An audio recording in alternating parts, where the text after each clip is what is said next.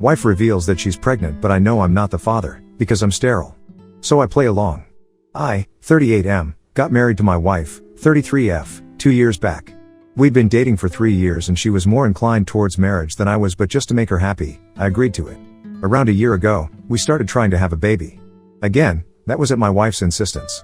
We struggled a lot during the period that we were trying to conceive, though, and things got so bad for my mental health that I decided to go get myself tested. My wife had become mean during the time that we were struggling to conceive, and I tried to deal with her behavior, but it was just too much to bear. So a few days after the test, I was told by the doctors that I was sterile. To be honest, that pretty much broke my heart. Even though having a baby wasn't my idea, I'd started envisioning my life as a father already, and I really wanted to be one, so to learn that I'd never be able to be a dad was the most devastating news to me at the time. But the worst was yet to come. I'd been trying to work up the courage to tell my wife that I was the reason that we weren't able to conceive, but I was afraid of how she'd react. She'd already been so mean to me, that I couldn't imagine her reaction when she'd find out that what she wanted was probably never going to happen with me. So I waited for a few days after I knew the results of my test to tell my wife, but she's the one who ended up giving me a surprise.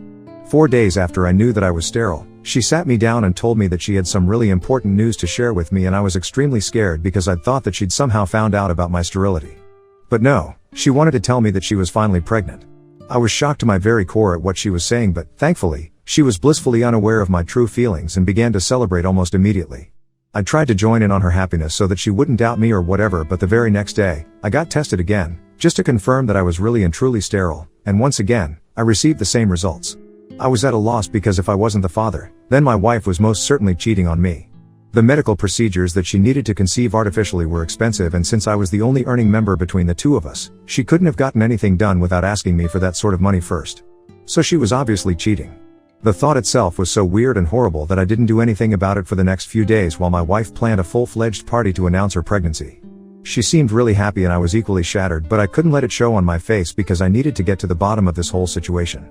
I didn't even tell my own family about what was happening and kept it all under wraps because this was way too uncomfortable and personal to be shared with anyone. I couldn't even tell my wife what I thought because firstly, way too much time had passed, and secondly, I wanted to know who exactly the father of her child was, because if I did confront her then maybe she'd just leave and I'd never know. Luckily, I found out on the day of the party itself. A lot of people attended, including our families, our friends, and a few of my coworkers.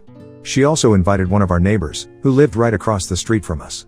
Our neighbor, 27M, is a young man and is definitely a lot better looking than me, no doubt.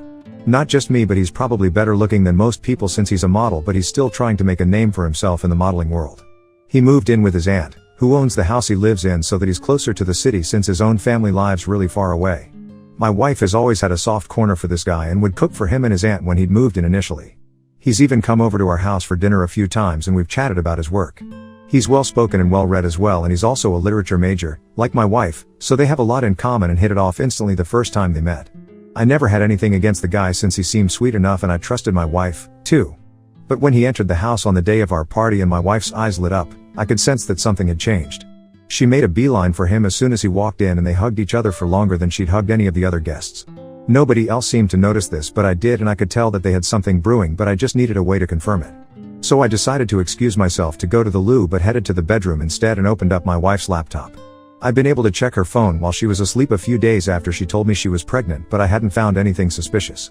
Getting to her laptop had proved to be a little more difficult since whenever I was home, she was constantly watching something or typing something on it. Whenever I'd ask her what she was doing, she'd turn the screen away from me and tell me that she was working on her novel. That had been going on for months and I'd respected her privacy because I'd actually thought that she was working on a novel. Now, the situation had changed and I was pretty sure that there was no novel and it was just an excuse to hide the contents of her laptop from me. Thankfully, there was no password or anything I had easy access to. After some digging, I was able to find another email account in addition to her real one. I switched to that one and went through the emails that had been sent and received. I went through those emails and they were full of confessions of love from my wife and also the other guy, our neighbor. I recognized the email address since he was using his real name. And in the more recent emails, she was telling him that she was pregnant.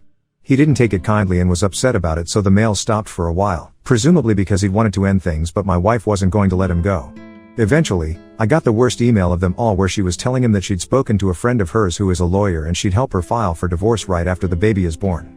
The reason she'd even tried to convince me to have a baby with her was so that she'd get both the alimony and the child support after the divorce so that she could take off with our neighbor a few months after and live happily ever after. I was horrified when I read that, and I can still feel the nauseating feeling take over me whenever I think about that email. Anyway, I quickly shook off whatever I was feeling and got back to work and took several pictures of the email on my phone before shutting it down and keeping it back where I'd found it. I was less concerned about the cheating and more disgusted by what my wife was trying to do. Cheating was one thing, but trying to trick me into having a child with her and then making me pay all that money just so she could fund her dream life with her struggling boyfriend was so psychotic. And the cherry on top was that she was such a great actress that I hadn't suspected a thing yet. Her happiness was almost disturbing, but I was so angry about all of this that I decided to go the extra mile and take my revenge. I'd made up my mind to play along, and then I dropped the bomb on her when she was least expecting it. There was no way I was going to let her just get away with it without feeling the hurt, betrayal, and frustration that I'd been feeling when I found out about her dishonesty. Call me a psycho, but I did what I had to do. So for the next 9 months, I played the perfect husband/father-to-be. It was tough knowing that she was lying through her teeth to me all this while, but the more she lied and pretended to be happy with me, the more it strengthened my resolve to see this through. I attended every meeting with her doctor and made sure she took all her vitamins on time and was the best husband that one could ask for. Then, finally, a few days ago my wife went into labor. I was extremely nervous because who wouldn't be in my situation? But I put that all aside and took her to the hospital all by myself. I'd called her parents already, but not mine, since I didn't want them present there in case things became too dramatic. Anyway, her parents had to drive for an hour to get to the hospital, so we had some time to ourselves, and that's when I chose to drop the bomb on her. Once she was safely inside the room, I told her that I was going to go out and call our neighbor so he could be here for her. She looked taken aback and stuttered a bit while saying that there was no need for that and she didn't want a stranger in the room while giving birth. So I smiled back at her and showed her the results of my fertility test along with the divorce papers, since I'd filed for divorce just a few days before her due date, that I'd made sure to carry with me on that day. She went through all of it, still looking confused, so I explained to her that I wouldn't be able to impregnate her even if I'd wanted to, so the baby wasn't mine. Then, I told her about the emails that I'd found on her super secret account, and at that moment, she finally realized what was going on. The look on her face was priceless as I walked out and she struggled to come up with words.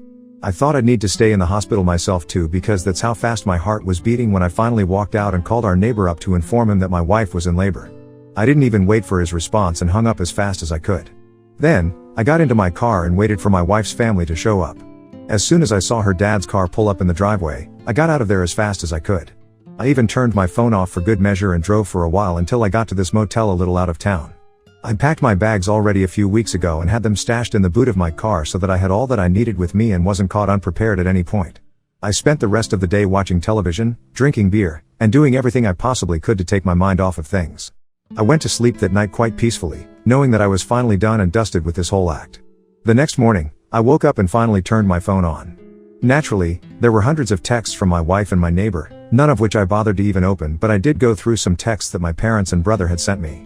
I guess my wife had probably contacted them when she couldn't reach me, so I decided to call my parents back and speak to them.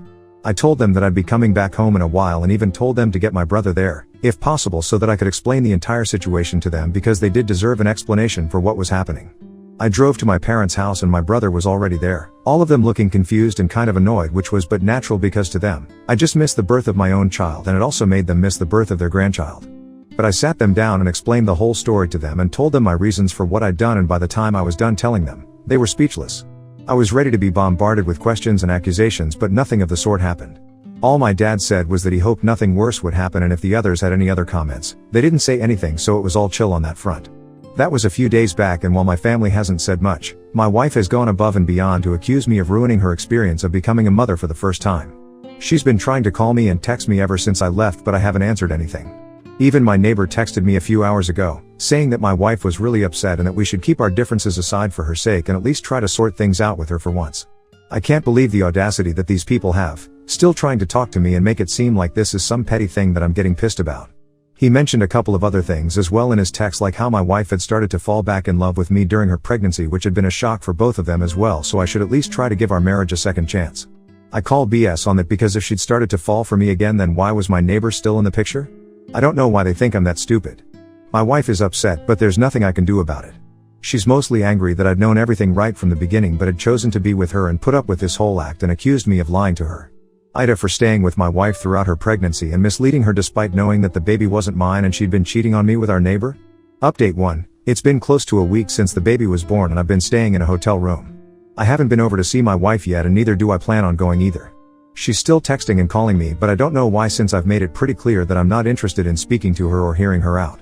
I haven't blocked her yet, but I have blocked my neighbor since he'd taken it upon himself to text me and remind me that my wife was still holding out hope and wanted me to get back to her.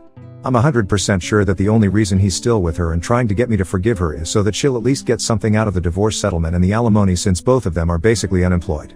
My wife was a stay-at-home spouse, which I appreciated and respected, but she wasn't just staying at home and doing the chores, she was also cheating on me behind my back, and that was unforgivable. And before anyone attacks me, I'm not the one who suggested that she quit her job after marriage. In fact, I was quite supportive of her back when we were dating and she used to work, but she's the one who said she wanted to quit and take care of our home instead, so I didn't stand against that either, since it was her choice and I earned well enough. Anyway, I'm pretty sure my lawyer will be able to get me out of paying alimony once we can prove that she'd been cheating, which, I'm hoping, is going to be easy. As for my neighbor, he's still struggling to find well-paying modeling gigs, so handling his own expenses, my wife's expenses and a baby on top of that is going to be next to impossible for them even with all their money combined, so good luck to them. I'm just grateful that I'm out of this mess and won't have to give them anything, not even my attention. I just hope that my wife realizes that and doesn't waste more of my time by contesting the divorce. I'm hoping she won't, but then again, given the utter lack of brains, she might as well, so I'm prepared for that as well.